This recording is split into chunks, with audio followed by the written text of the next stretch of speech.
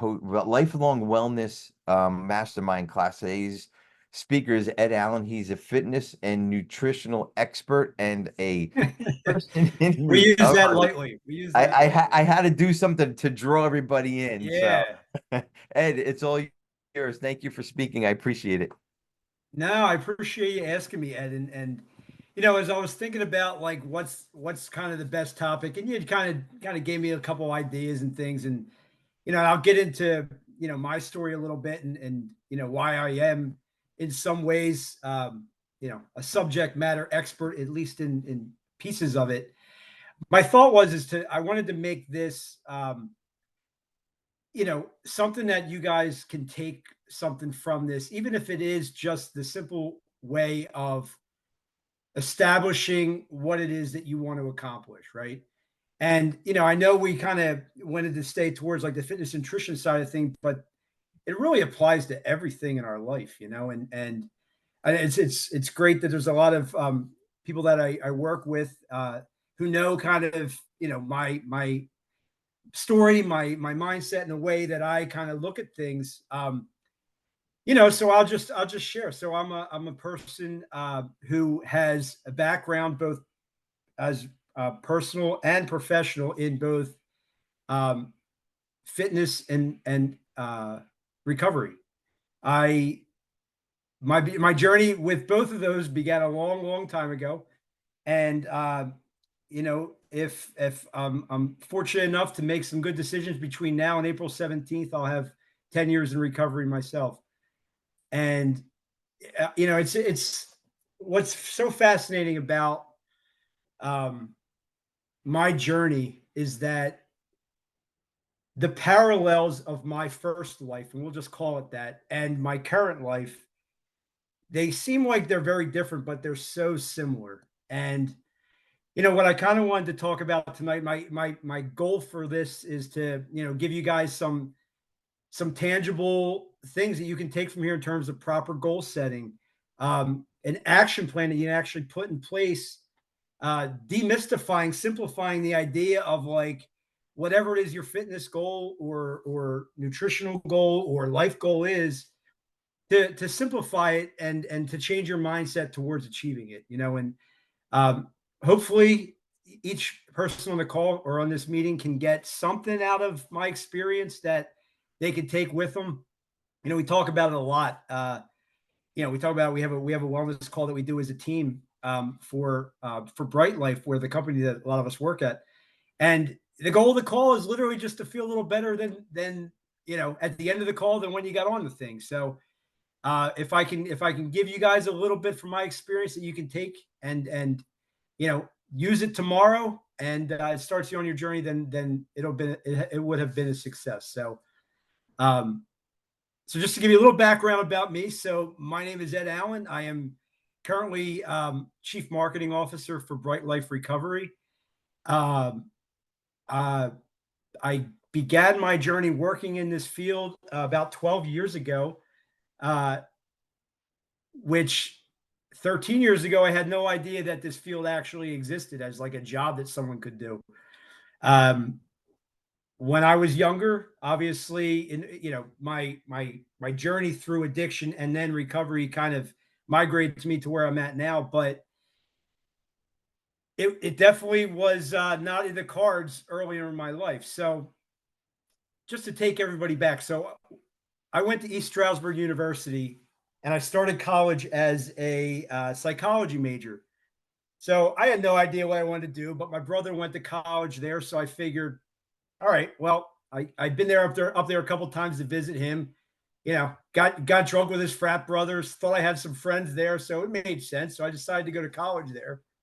And my freshman year, I went from now I was always fairly athletic. I played basketball all through high school, and so when I got to college, I went from 175 pounds to 215 pounds in about 3.5 months. And basically from a diet of a case of beer a day, and, I smoked a lot of weed and ate a lot of 2 foot hoagies from Wawa at 3 in the morning. And very quickly, I I put on weight pretty fast. So now, of course, I'm having, I'm just self-medicating through food and drugs and alcohol, and it became one of those things where you don't even realize it's kind of happened until like you look back, you start taking stock one day and you realize it. Well, it took an external intervention of some sorts for me to really get my moment of clarity. And the reason I'm kind of telling the story, and it all tie in afterwards, but it's the idea of, you know, the parallels, right?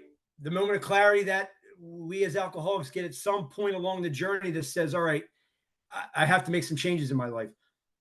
So like I said, I played basketball through high school. I came home in April for like a basketball event, something that was happening at my old high school that my old coach was putting on. So we're at this event, and I'm always kind of joking around.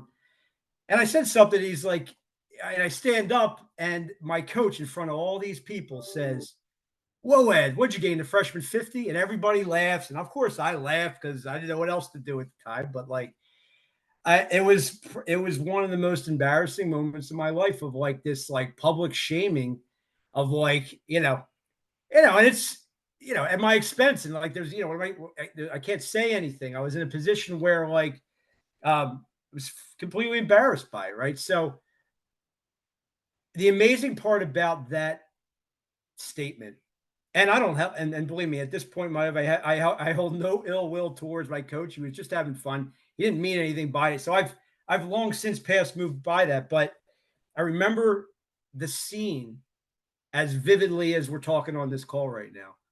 And I was at the time 18 years old, and I'm 48, so 30 years ago. And I remember leaving that, and like I couldn't fall asleep that night, and I just kept thinking to myself what everybody else must have been thinking about me. Like, you start getting in your head and you start going down that path. And it was almost like a switch flipped in my head in terms of, not that I was like, going to prove anybody wrong. Not that I was like, I wasn't anywhere near that type of motivation yet.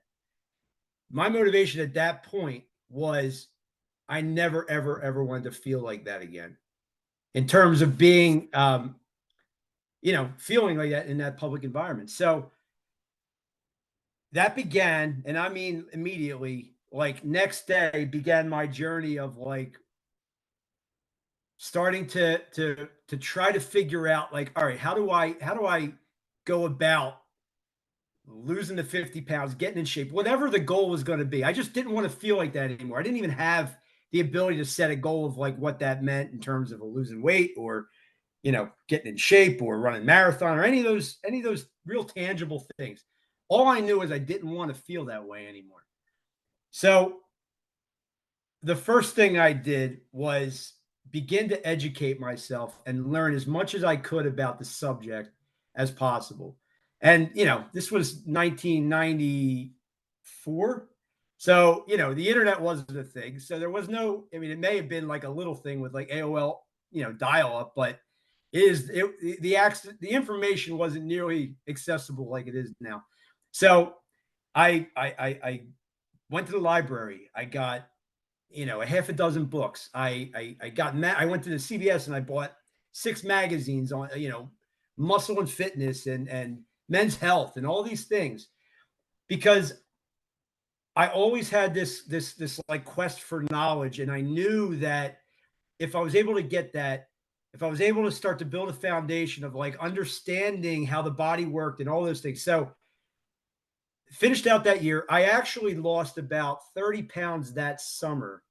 Now, I was fortunate in the sense that I had I had a bunch of things working for me. Number one, 19 years old at this point, I'm 18 at this point.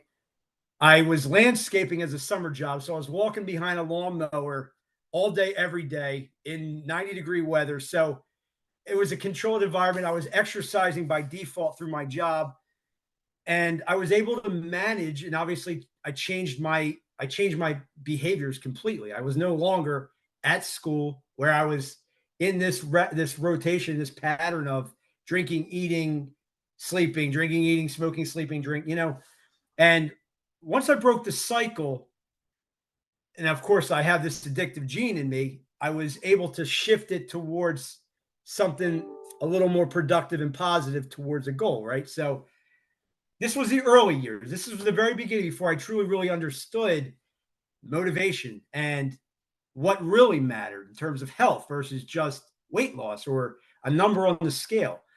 And but I was fortunate enough to have that opportunity to lose some weight right in the beginning like that. So it got me rolling. But I went back to school and I had changed my major that summer to exercise physiology because I realized, and as a side note, I did horrible my freshman year of college. I was, I missed my intro to psych class 23 times, and there's only 45 the entire semester, but so I missed half of them. Professor told me not even to bother taking the finals. So like, that first year was a real difficult time for me.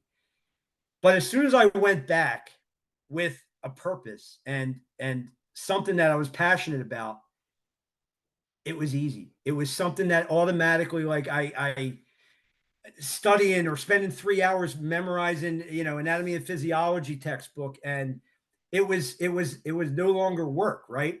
And we talk a lot now, and just to kind of jump back and forth, we talk a lot now about how, the fact that you guys are on this call, you obviously have a self awareness to what to personal improvement and growth and development.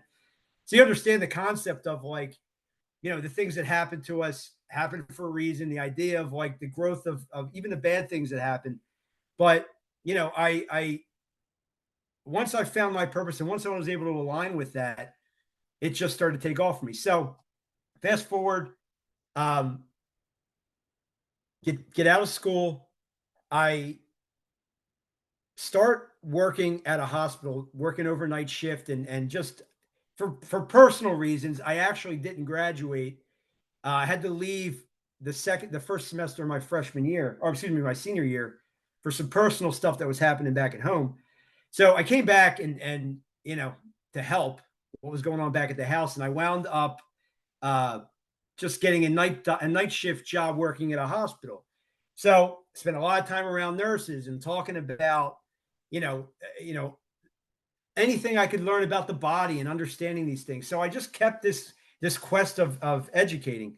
So after I got completely you know unable to work night shift anymore, I decided that I had an opportunity to start doing personal training for this company. And it was they did at home personal training. So I started going to people's houses and you know, helping them set up fitness plans based off the equipment that they had. And the way that I would get my introduction into their house is we had a relationship with the local fitness store. So when people would go in to buy a treadmill or a universal machine, they got a free introductory session with my training company, the company that I was working for. So they would, as like a way of kind of introducing our services, but also showing them how to use the equipment that they bought. So that was kind of how I got the in to working in people's houses. So I got certified as a personal trainer.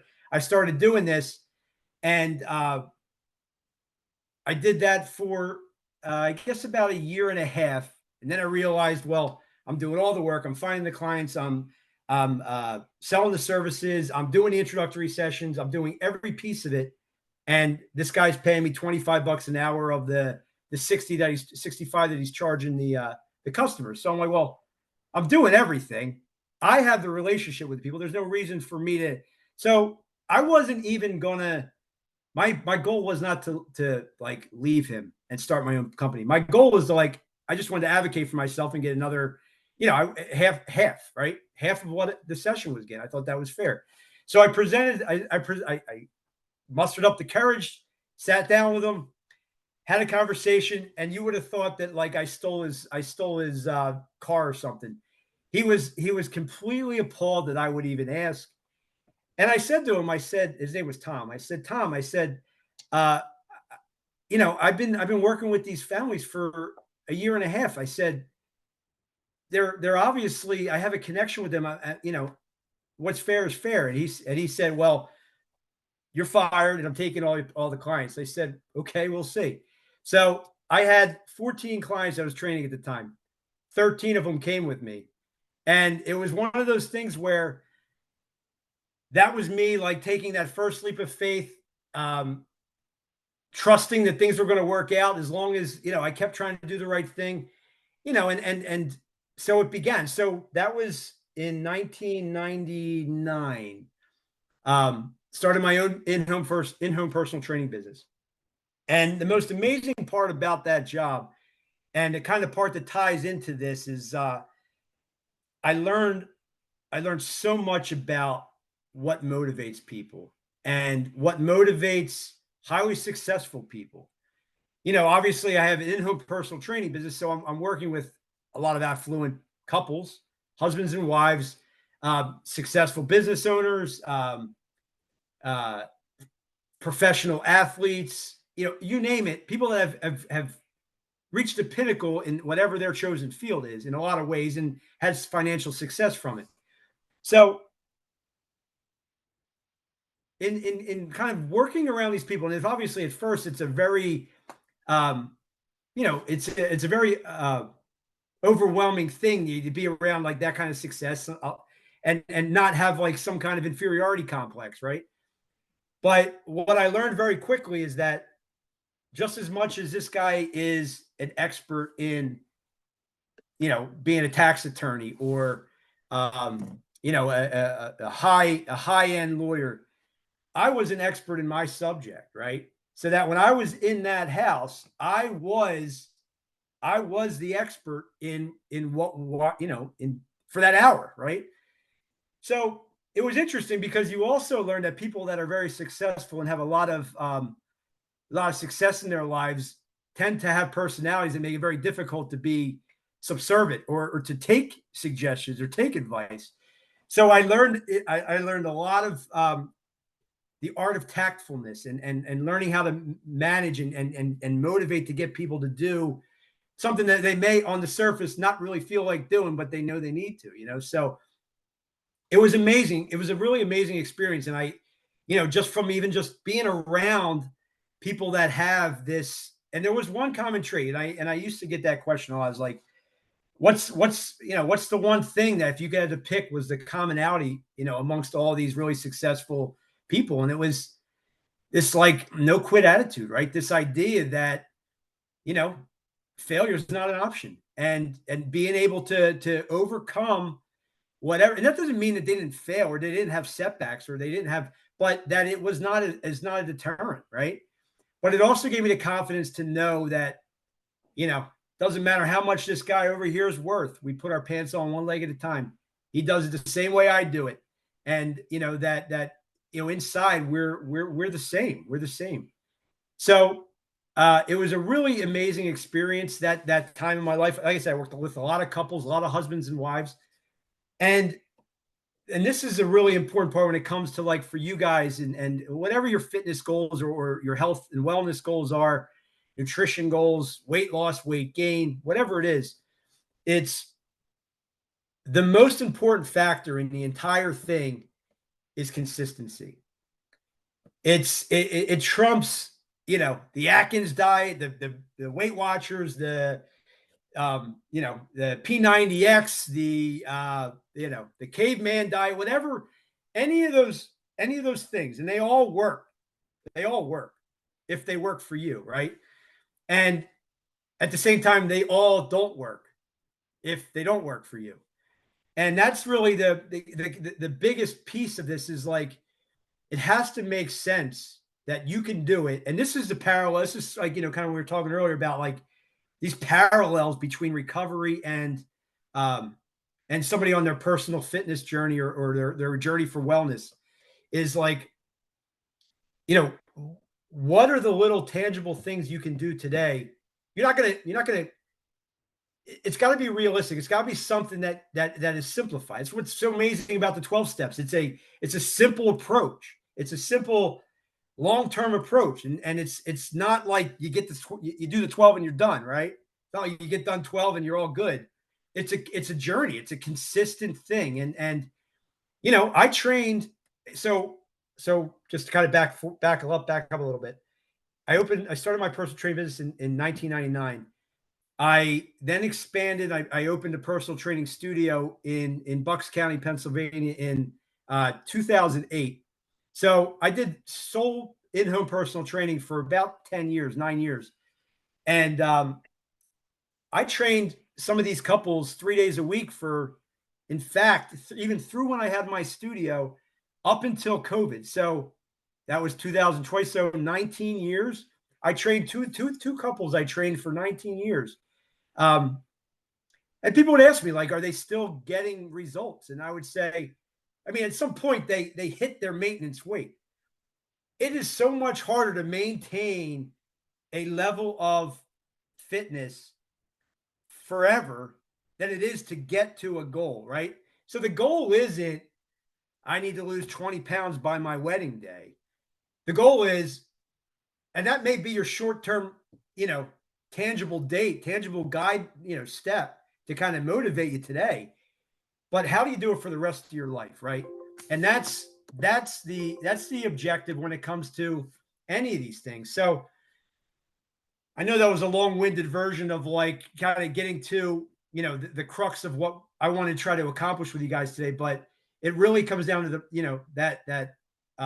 that proper goal setting, right? And even more importantly, like the accurate assessment of what your current situation is, right? It's that moment of clarity. If it's an alcoholic trying to, if they need help, it's that piece of, what are you going to do? What are you going to do today? What behavior is going to start you on the journey? So obviously, I'm sure a lot of people on this call have heard of SMART goals. Has everybody heard of SMART goals? Does everyone just jump in and kind of share what SMART goals are? Anybody have an idea? Even if you know what any of those letters mean. So SMART is an acronym. So if anybody wants to jump in and kind of throw it out there. I know attainable, measurable. I'm drawing blank right now, but yeah.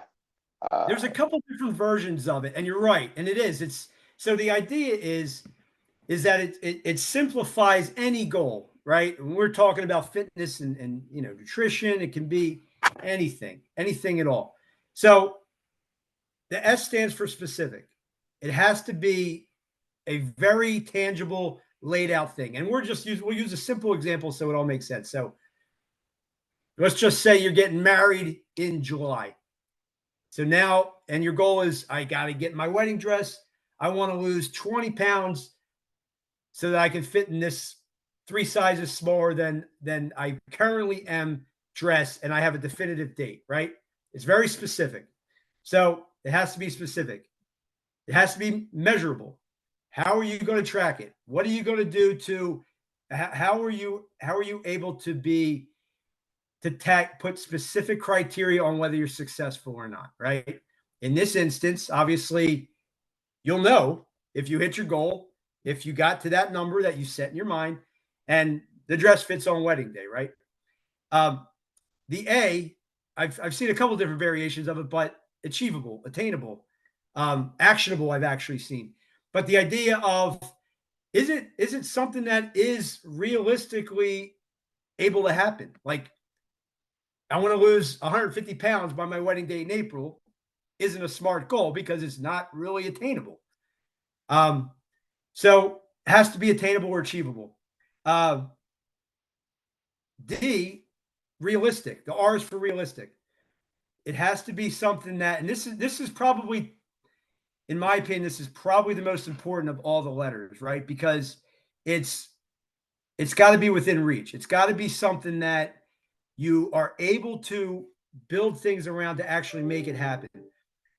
And here's the other part for those who do have experience with SMART goals, and you may not have seen this part of it. And to me, this is the part that is the make or break for whether the goal is something that's actually going to be a long-term success. And that's does it align with your values and move you towards your your life's purpose? Now, that's not to say that your life's purpose is to fit in this wedding dress. It's to say my life's purpose is to be healthy, or to, so it's got to, so it has to just move you in the direction of that and align with your values. It can't work against your values. If it does, it won't last. It's not something that you can keep up with long term, because it just won't fit. And that's a really important distinction between just following this like, this 5 steps, and actually having it work for you. And that's that it does align with you. And the last one, the T, is timely. Is it, a specific time point, a specific timeline with a start date and an end date, or an end goal? And, you know, if you think about those things, apply to really anything that you would set. Like, all right, well,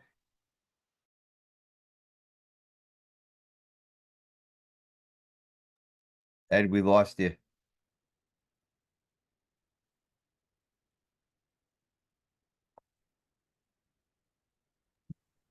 I can text him. Yeah. I know I'm on the boat and I have some service that they're beaming up, but I wasn't sure. So yeah, just text them know. It was getting good too. He'll be back. That's really good. Yeah. Should we play music? Ed, what boat are you I on? can sing. I can sing. I got the voice of a songbird. It's a crow, but Ed, what cruise are you on? Are you on your way to He's Haiti? on the Titanic. He's on his way to Haiti. Hold on, I'm gonna stop the recording real quick. There he is. All right. sorry about that. I didn't plug my computer in. Just literally I went knew I down. heard the noise earlier. We're not recording now, and I was like, I know that's what it was. No, we're Sorry recording. about that. I didn't stop the recording. Yeah, so I think I left off on we just had finished the T. So timely, creating a goal that has a definitive timeline. I want to talk for a second with you guys about, and I'd love to hear just some feedback from you guys.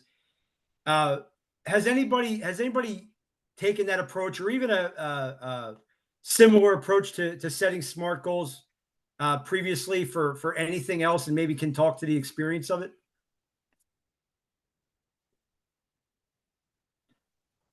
You know, Ed, I don't have. oh, yeah, Go ahead. sorry. Yeah.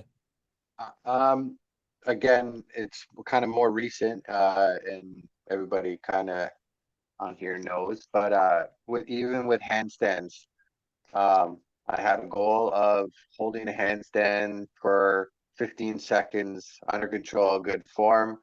I was very specific with it. It was measurable. You can look at it. It was achievable because I'm pretty able-bodied and I have 2 arms, so I think that that makes it achievable. It was a realistic goal.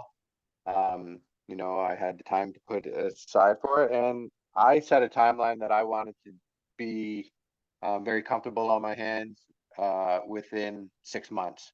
So, and it's check on to the next. So it Yeah. works. Yeah. Well, let me ask you a question about that, Clint. So, what was your why? What was your motivation? My motivation is to be able to spend time with my kids doing the things that they love to do, and they're gymnasts and cheerleaders. And there was one cheer meet that we were all kind of hanging out, and all the dads were just like slouches on the side, drinking beer, hanging out. And I was at this point, I stretch everywhere I go. So like no matter where I'm at, I'll park down. If you want to come talk to me about why I'm doing it, we'll do that. But I just wanted to be able to do that, and it started off with just wanting to do a handstand.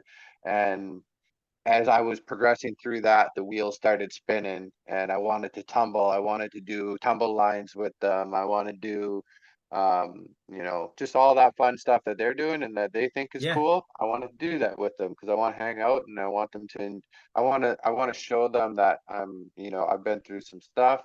I'm getting older, but I'm going to push you to be just as diligent to work towards it as I'm willing to be, right?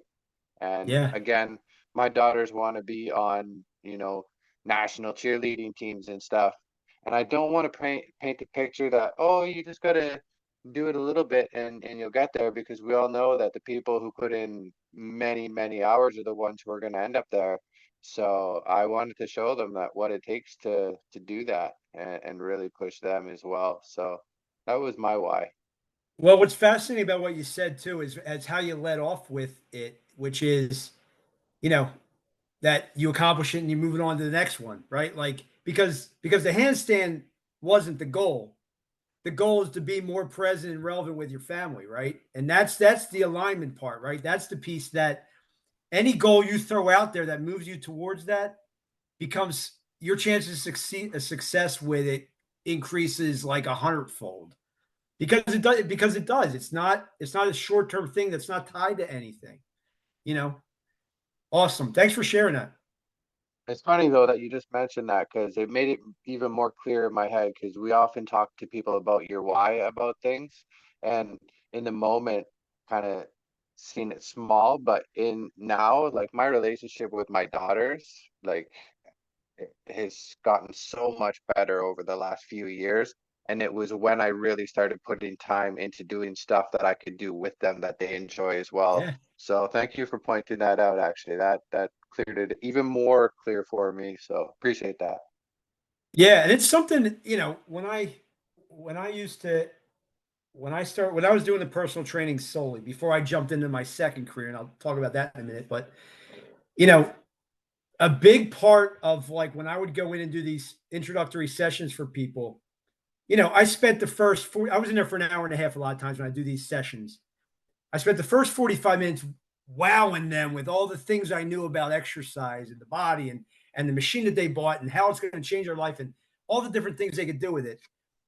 But that wasn't how I sold the services to them. What connected me to them was the next 45 minutes, sometimes an hour, sometimes 2 hours of like, why did you buy it? Why am I here? Why'd you buy the treadmill? Not like, oh, I want to lose weight, but why? Like, and I would dig for it because until I had that, this was just temporary. Until I knew why they decided that week to buy the treadmill and not 10 years earlier and not 10 years from now, that why is the essential part of like the goal setting piece. So that's the first homework for you guys is to think about whatever your goal is. And you guys can share it if you want. You don't have to, but it's identifying what your why is. Like whatever that goal is, why do you want it? Not like I want to look good or you know, and I'm you know obviously just using it as an example, but why? Like what does that mean to you? What does that actually turn into? Spending more quality time with your family. Like that's as why as it gets, right? I mean, um, so that's the first step is identifying your reason, your reason. Um, because if you don't have it, it's just to your point, it's just a series of actions, right? With no like, you know, overdriving feature. Because the one thing that everybody on this call has, and that's the human condition. You know, we have moments of like, I don't feel like doing it. We're not perfect. We're not always going to be like robotic where you just turn the on switch on and you go. You're going to have days where, you know, I'm sure Ed, who runs, you know, unbelievable distances every day, I'm sure there's days where Ed's like, fuck it. I ain't leaving the house today. I'm not going anywhere. And he has to go through that process of like getting himself motivated and deep down, you may not recognize it on the surface, but you're tapping into your why to get out of bed, you know, and that comes to your job, that comes to your relationships, all of it. It's relevant with it all.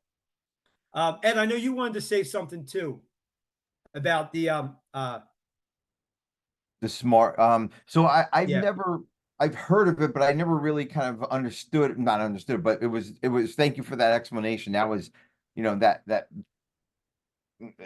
was good. But I also like what you just said about, what's your why? Like, so Clint and I are doing this 29029. We're going to climb the elevation of Mount Everest, 29,029 feet.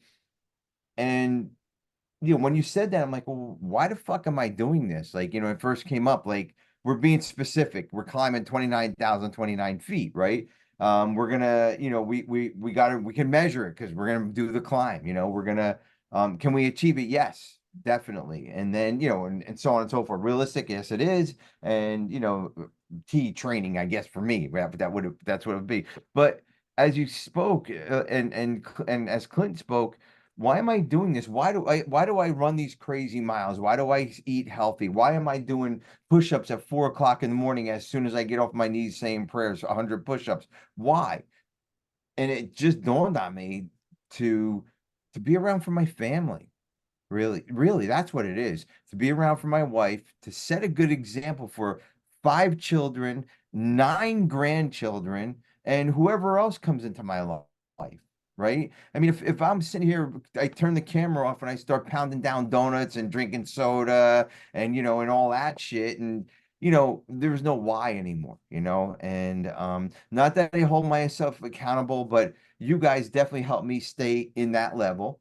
And Ed, you being, an amazing boss. I'm not just saying that because everybody's on here. You and I have some of these hard conversations, and I can look at it 2 ways. Like, okay, I can walk away from it and learn something from it, or I can be pissed off and say, fuck it, I'm, whatever. Yeah, yeah, whatever. Whatever he knows. I choose not to do that. I choose to learn whatever I can learn from, work situations, life situations, and this climb. This climb is gonna push my body. And I also want to see how far this thing can go. I'll be 58 in the middle of this month, and I heard Clint say on a podcast, I sent it to a lot of us, that he wants to be 100 years old and run a marathon. I want to be 105 and run an ultra marathon, Clint. So, but that's another why. You know what I mean? Yeah. And so it sets me up to show my family they don't have to do this, but they can stay a little bit healthier and just and be around. So thank you. I appreciate it, guys. It really made sense to me. Yeah. And what's important to take is like you have every end of the spectrum. You have, the guy at 105 wants to run the ultra marathon. You have somebody who just wants to get out of bed without pain in the morning, right? And everything in between. And that's the point, is like it's figuring out and starting to make some decisions that move you in the direction of that, right? And it doesn't have to be earth-shattering ones. It can be easy ones. And in fact, it needs to start out as easy ones. And one of the things that I use my dad as a great example. Over the course of my life, since I started doing the personal training in 1999, I've probably, and this is probably a safe estimate, I probably put together about a dozen different programs for my father to do. He's asked me at different times. He wants to do certain things. And, of course, Dad, I'll put one together. And I'll give him one. And then, it's not worth the paper it's written on a week and a half later because he's not using it, right?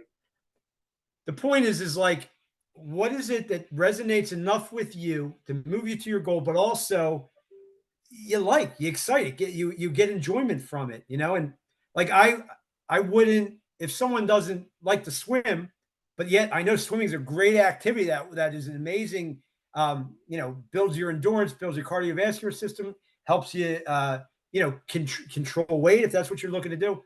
If you don't like to swim, it's a worthless activity. No different than if you're someone who doesn't like to run.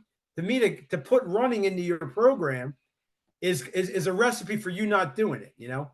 So you have to really look at, and this comes back to what I was saying about, this courage to take an accurate look at your current situation and really assess, accurate assessment of yourself. Where are you at? What is it that you do want to do? What are the things that you're willing to do to get there, and what you're not, because that's important to know too. And then just starting with simplicity. like the 12 steps, very similar, right? Like I won't have people do, yeah, hey, change. I need you to cut out the sugar. No meals, no carbohydrates after 7 o'clock. All these things. I'm not going to give you 15 different things at once. I'm going to give you two. I'm going to give you two things.